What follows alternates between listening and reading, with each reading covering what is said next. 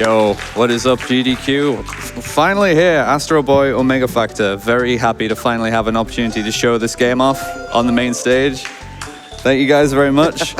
Also have with me on the couch, please introduce yourselves. Sure, I am DukeFireBird. And I'm Nikoheart. Yeah, and I'm the only person here who actually runs this game, so I'll try and keep you abreast of what's happening in the run. Gonna make a new save file. Name really doesn't matter, you don't see the name once you start the run at all, doesn't affect anything, but I am ready to go pretty much whenever, so if everyone's ready? Yeah, let's do it. We're ready. Okay, I can give a countdown, so we're gonna get started here in 3, 2, 1, go. So, Astro Boy Omega Factor, GBA game. This is a treasure title. If you are familiar with treasure games like Gunstar Heroes, pretty similar to that. This is a side-scrolling beat-em-up where you are just trying to kill enemies as quickly and effectively as possible. The universal rule in this game is you progress through waves of enemies, and the screen only unlocks once the current wave is finished, with the game defining the current wave being finished with the enemy corpses all leaving the screen. Like you can see when I kill an enemy, they like bounce around the screen before eventually falling off the bottom. That is when you can actually progress. And a lot of waves in this game are, to a certain extent, they can be like static in how they behave, but sometimes there's randomness in where they spawn as well. So there's some reaction involved with trying to be as efficient as possible. The next screen I'm going to go on to is this, for me at home, is a typical reset point. All right, that's a reset. Car's going low. So I'm going to take some unavoidable recoil there. I mean, you could wait to see what the cars are doing, but that's not optimal if you're trying to go super fast. So at home, I just assume I'm going to get the good pattern and play around assuming I'm going to get good luck. So I just got my first upgrade point here. So the thing that really defines this game is that the upgrade system is based on Astro's titular Omega Factor, which is like his data matrix for how he knows different people. Like Astro's abilities grow and develop as he learns about humans and their personalities. So every time you meet a character and come to understand them, you gain a upgrade point that you can put into Astro's many stats, which you saw, like there's, you know, stats like life, punch power, laser power, jets, etc. For the purpose of the run, I'm going to exclusively focus on the laser stat for the first half of the game until laser is maxed. And then shot is going to be the secondary stat, which isn't even going to get used pretty much until the final stage of the run. Please, don't do that. Sometimes the robots like to behave, but sometimes they're robots. Yeah. I mean, the law of robotics means that they're not allowed to hurt humans, but they can hurt each other, so that's That's true.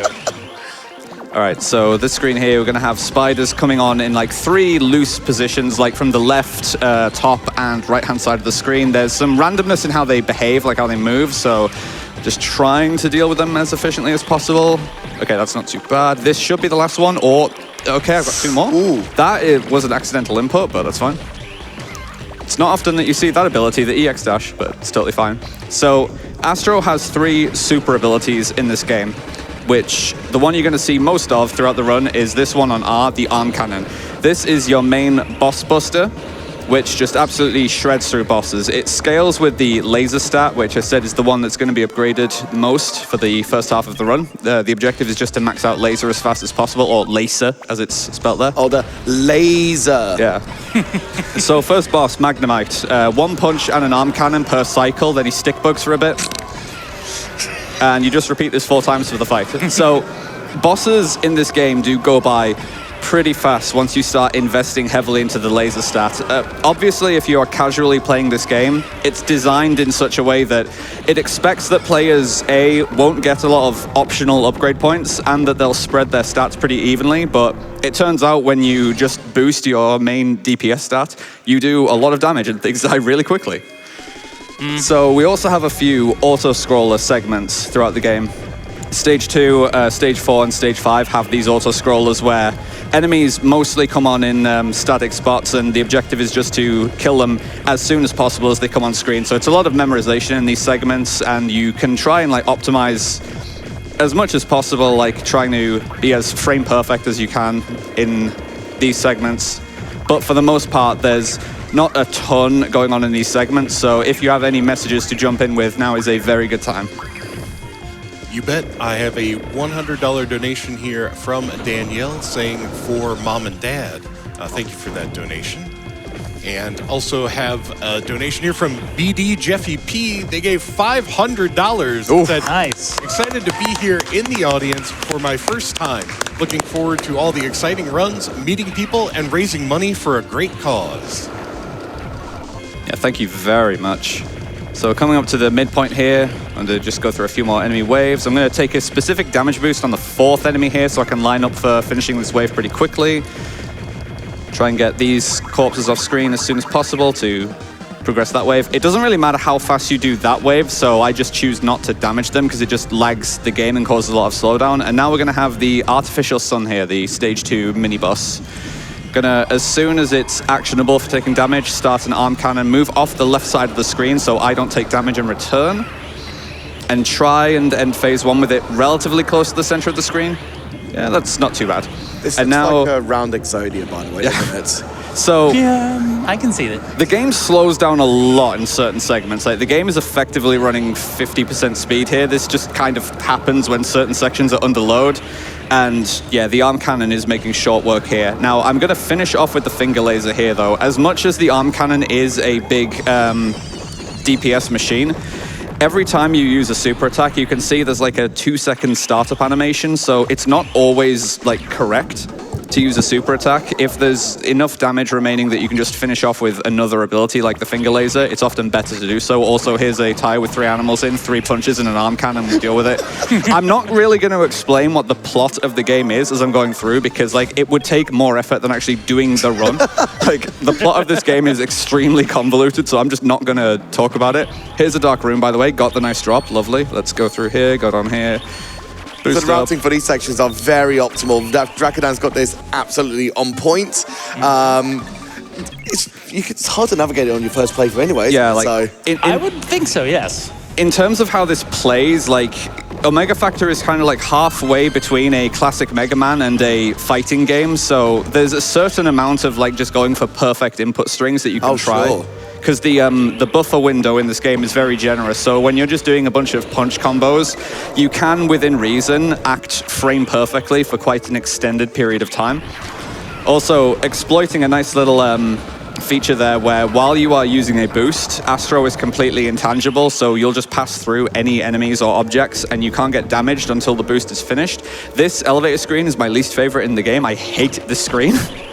There is a hidden upgrade point here, which I absolutely cannot miss. There it is. Nice. Nice. Because you need to attack a certain part of the background there twice to get it to appear, and with the screen scrolling, it's very easy to accidentally miss that. Cool. I love the screen. I was saying this earlier on, like this really does remind me of like a lot of like modern games where they've got this same platform of this like slow descending one, like Metal Gear Solid, I think it's like 2 or 3. Yeah. And Okay, Resident Evil, of all things as well. That's true, yeah. Gonna boost to the right of the screen here, turn around and time an arm cannon for when these 2 are falling on me. That will hit them and also prevent me from taking damage. That was a few frames later and I would have taken damage from that. So we've got stage 2 boss Pook. It's gonna always start the fight by going between the 4 animal forms that he has. That is an early arm cannon, so okay, I kind of got away with that. Leo for the second one always spawns with an energy shield, so it's a bit of a time waster, but you'll always see this form once. I just don't want to see that form again for the rest of the fight if I can help it, but once he goes through the bird form now, he's going to randomly switch through each form. So on each of these transitions, I'm trying to time my arm cannon within basically a frame window to get as much damage as possible without clipping it. If you get like the full damage, then you end the phases very quickly. That really matters on the fish form because you don't want it to go under the floor like it did because I'm bad. But overall, that's a pretty good fight. You just don't want to see the Leo form more than once. So I consider that a pretty good fight. That was awesome. Yeah, that was good. You did really well there, man. So this is not a miss menu. You do want to put this point into shot. We're now on the moon. Again, I'm not going to bother commentating the plot of this game. Like, we'd be here all day. Sure. Prehistoric, then you went kind of middle-ish. Now you're on the moon! Yeah. To the moon, why not? And then in the next stage, you'll be in Antarctica. So this is why I put that single point into shot, so I can deal with this wave and this wave that's currently spawning. Once these enemies are all going to be on screen, just use another shot to clear out the screen. Gonna have a little upwards silo section here, this is my like second least favorite screen in the game for consistently going fast.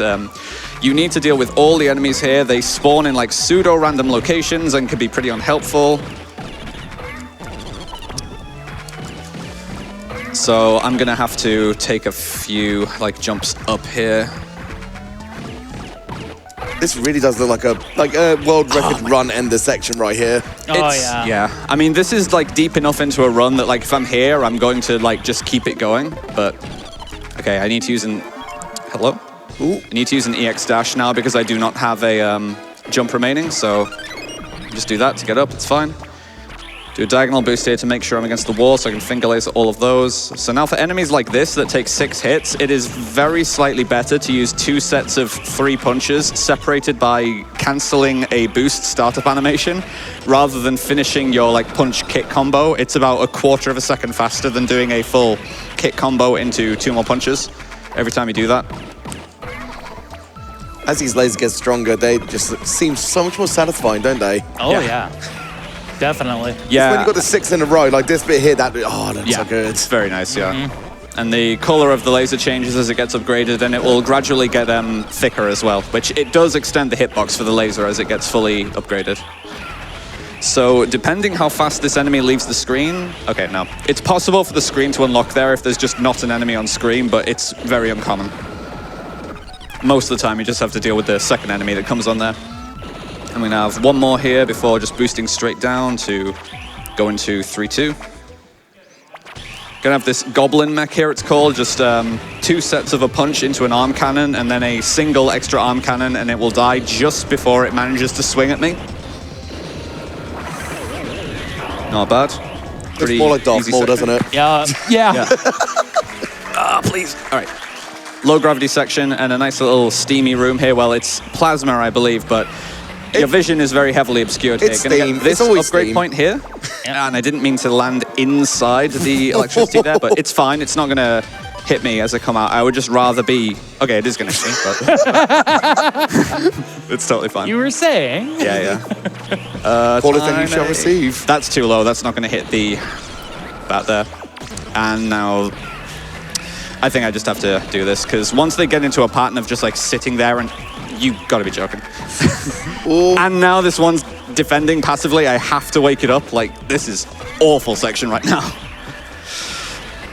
This is such a simple section when it like goes correctly, but then as soon as it doesn't, like you're supposed to just stand at the border of the screen here and do a few cycles of just arm cannon as these things continue to come on screen like that. That's all that's supposed to be, but damn those of course birds. I made the single positional mistake that then snowballed into more just mistakes.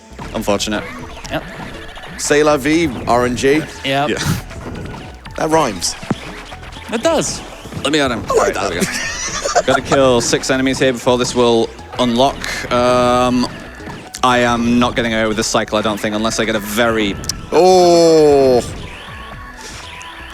All right, so that was not exactly an ideal section. 58 is like pretty slow there, I've got to say. You're through the worst of it, though. You're fine, you're fine. Yeah, trying to scroll these corpses off the screen faster, but one of them decided to hang around on the screen. That's just... It's kind of pseudo-random whether that happens.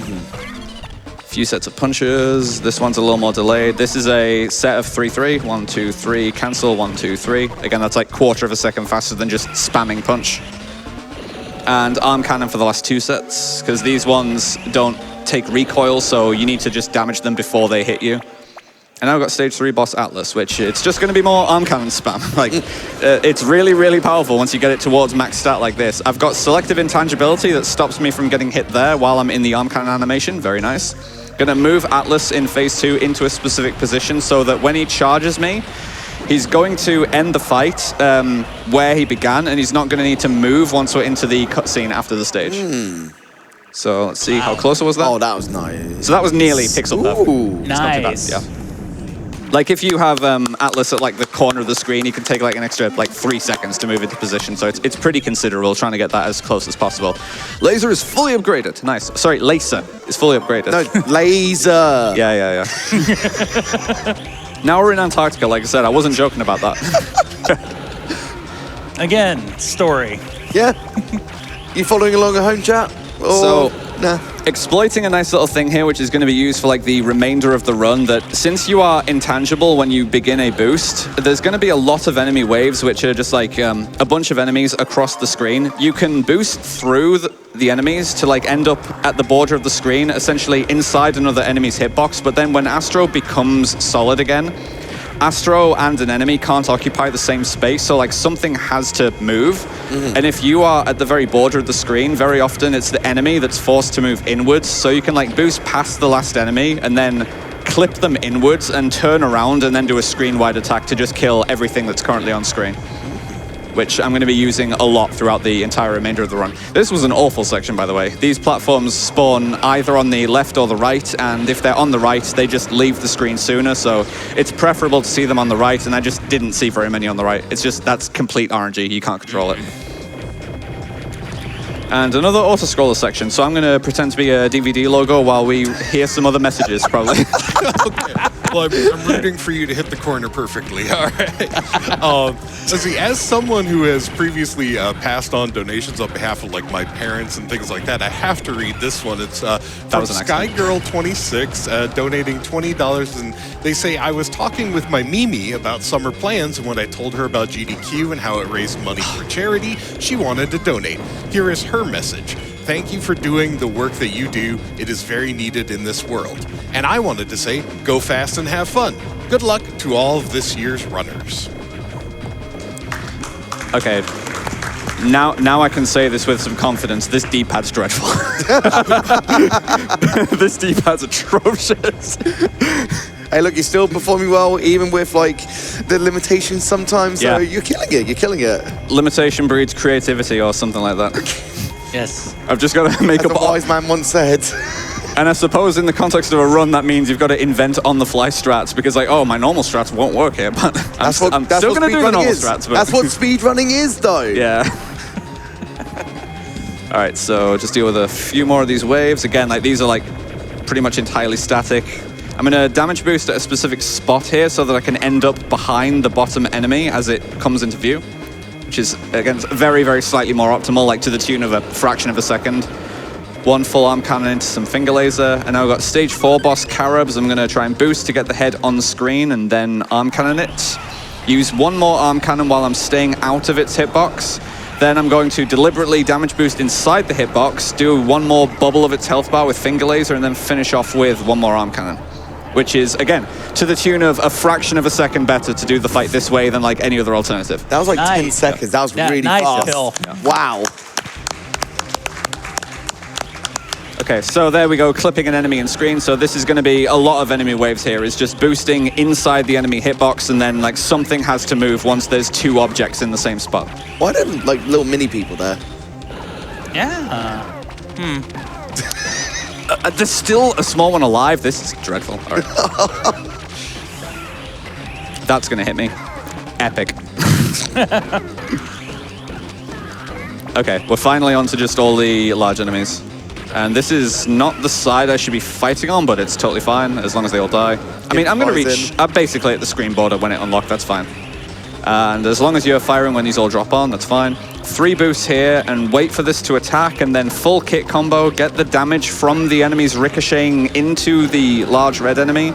That is required for that arm cannon to kill. Jumping at the end there, because scrolling the screen up makes the enemy corpses leave the bottom of the screen a few frames sooner. Clip the enemy inwards. Again, this is going to be like a lot of waves from here on out. Yeah, he thought he had me. He was getting ready, his fists up. He was like, "Oh, I've got you." Like, yeah. Hey, let me have at you. But that means if you misjudge that and end up on the enemy's left side, that's not good, because then you get punched and you just get punted across the entire screen. Oh my God. Oof. All right, last auto-scroller. Now, this is the most technical auto-scroller, but it's still ultimately an auto-scroller. So if you have any messages you'd like to jump in with, now is, once again, the perfect time. Yeah, I do have some. I've got a message here from Deuce's Mongooses saying, favorite time of the year. And Deuces gave $50 to MSF. Thank you for that. I also have $100 donated to MSF from Intelligent Fern. Their comment, couldn't make it in person this year, but that means the travel money can go straight to charity instead. Thanks to the runners, hosts, and crew for putting on a great event twice a year. Okay, so I'm ideally going to damage boost on the second enemy here. So, well, all right, I was trying to damage boost, but that's fine. Because I wanted to end up behind the fourth enemy in the best frame data possible. It's also kind of random if you're able to get a kill there to start this wave sooner, but it's like a very small time save. It's one of the only things you can really optimize in this section. I'm going to boost down and damage boost here so that I can immediately kill the enemy. These spike balls detonate based on proximity, so as long as you are in a relatively close spot, you'll get them to detonate like so. So it's pretty all right. Now these platforms do try and like loosely track Astro, but they can kind of just behave how they want. You just don't want them to go off the bottom of the screen, so that's totally fine. And we got a very RNG loaded mini boss here where it's two like mini phases. You got to destroy the three colored parts here, and then a cannon comes out. The cannon can choose a few different attacks. One is good, the others are not so good. So let's see what I get. Yeah. That is the second best attack, so I'm just gonna wait for it to reload and hopefully not get the worst attack now. Of course I got the worst attack. Now I'm just gonna finish with finger laser. So that's what I mean, like I could have used another arm cannon there, but with the amount of time with finger laser there, it would not have been worth the extra 2 seconds of startup to start up the arm cannon there, because there was like so little damage remaining that I needed. Now I've got a lovely little section here where the foreground layer stops you from seeing where the enemies are coming from, so I'm just gonna wait for all 6 to be on screen before I once again go to the side of the screen and just turn around and kill them all at once. That's evil. That should be fine. That looks good. Yeah. And now for the next set, I've got a pretty easy cue. You can just take a damage boost and then boost to the side, and the timing will be correct. So it's pretty easy to do this each time here. Or if they try to punch, you can just react on that as well. Now the game is very helpfully going to give me a health refill before the boss, which I definitely need. I'm totally going to take damage on this boss. You'll see. It's really, really difficult. Watch this. Move right a little so that Dead Cross doesn't get pushed off screen.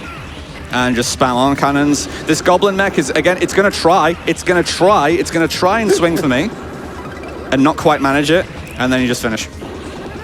Now, if you're playing on hard difficulty, this is unironically a very difficult fight. The main difference between the difficulties in this game is the amount of super attacks that you have in reserve.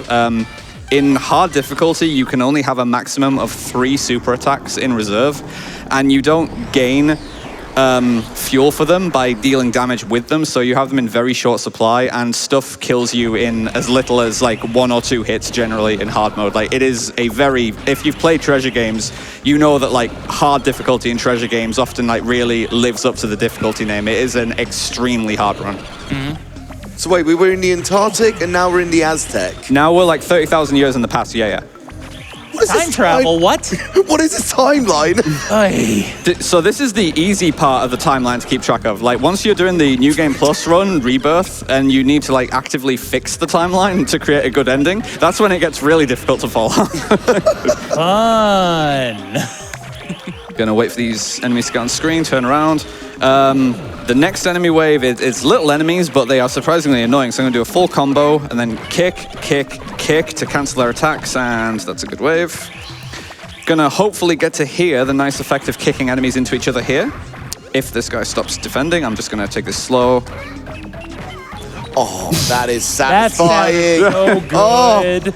If you get like a super extended combo of that, then you get like the ascending and then descending scale. It's very nice. I was gonna ask, was there gonna be like the 1-up sound from Mario?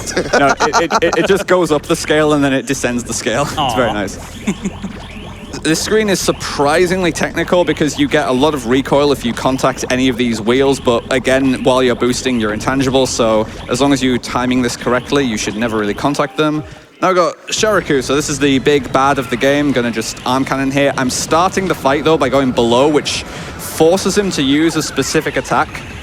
summon a specific mob here, which is very helpful because he can't use more than one of his color-coded attacks at a time, and as long as this red attack is going, he cannot use his super time-wasting green attack, which you have to just sit through for 15 seconds, so makes this fight a lot more consistent.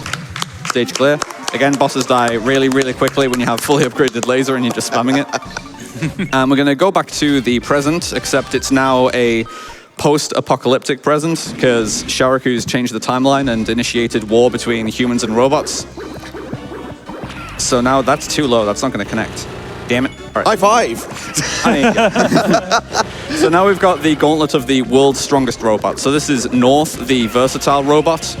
Gonna get damaged here, boost up, and hopefully be in position to just use 2 arm cannons. I'm also gonna have selective intangibility here, so this laser is not gonna hit me. There we go, easy game. Nice. So the next boss coming up, Denko, the invisible robot, is supposed to be a pretty long fight, but if executed correctly, is only a few seconds. Once you damage Denko, he just disappears and you need to knock these generators offline. But if he never exits hit stun, then he never disappears. So gonna first of all use an arm cannon, then I'm gonna switch to shot. So I haven't really been using shot so far. The main utility of this is that it's a screen-wide attack that clears obstacles, but also the more it's upgraded, the longer it stuns enemies for.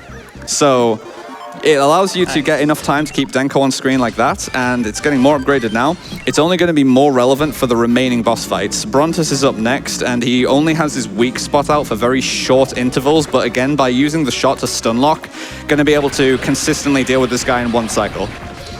So this is very much like a big boss rush, rush action. Yeah. This final stage is just a boss rush, yeah.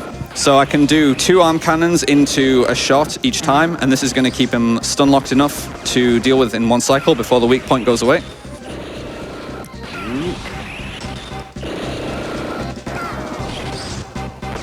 As long as I'm at least 1 pixel off the ground, this will connect, but I'm going to need to jump for the next one. Otherwise, that's going to miss Brontus entirely. And we've only got 2 fights left. We've got Epsilon, the aquatic robot, and then Pluto, the world's strongest robot. And then that is the end of the run. Like, this goes by pretty quickly. Yeah, shot. There we go. Thank you. Thank you very much. Now, you do need to be careful with the menuing for allocating stat points as you're going through the run because you cannot reallocate stat points. Like, there's not much that I consider like an instant run-ending mistake in this game, but if you misallocate a stat point, that's pretty bad. Like, you don't get that stat point back. So I always start Epsilon with a shot because I want to see what attack Epsilon is readying based on which arm he's raising. Since he's going left arm, I do need to keep him stun locked here because he's about to start an attack which gives him invincibility. I just don't want to deal with that, so that's fine. And now we're just going to have Pluto, the world's strongest robot, and this is going to be the final fight of the run. So there's like a minute of gameplay left. If that, just upgrade life. It's the quickest stat to upgrade. I've done all the upgrades that I care about. And just gonna try and spam a lot of arm cannons into Pluto. He can kill me extremely quickly if I'm careless, so I am still gonna be paying attention to what I'm doing, but time is going to be when Pluto's health bar at the bottom reaches 0, which I will definitely call out as it happens. That's a favorable attack from Pluto, the missile volley. It's relatively lagless compared to the other attacks he can use. Hopefully I'm high enough to avoid this. Nope, all right, that's fine. Another fire volley, that's fine. Now I'll be high enough. There you go. So 4 more arm cannons, and this is going to be the end here.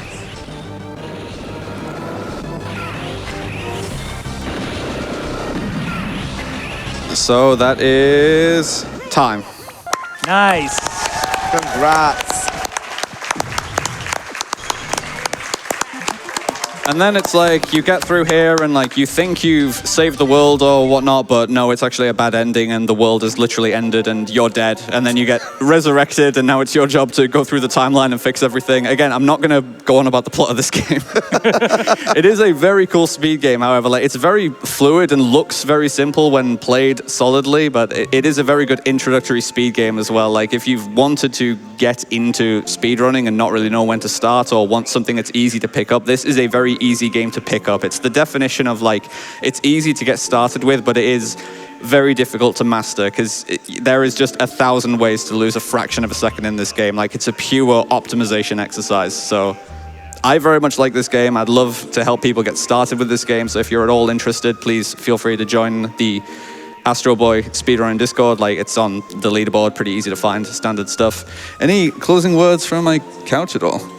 You killed it. That's what you did. You did fantastic. So I did all right, congratulations to you. Yeah. I don't actually know what my time was. What was that? 27? Yeah, it's all right. Mid-27. Yeah, mid-27. That's pretty good. That's like third place on the leaderboards, I want to say. Hey, that's not bad at all. There you go. Yeah. It was pretty all right. Nothing else from me. No, thank you for letting thank me you so be on much. here. Yeah, Yes. and thank you very much to GDQ for finally having this game. I'm very glad to finally have the opportunity to show this off. So yeah, thank you guys very much.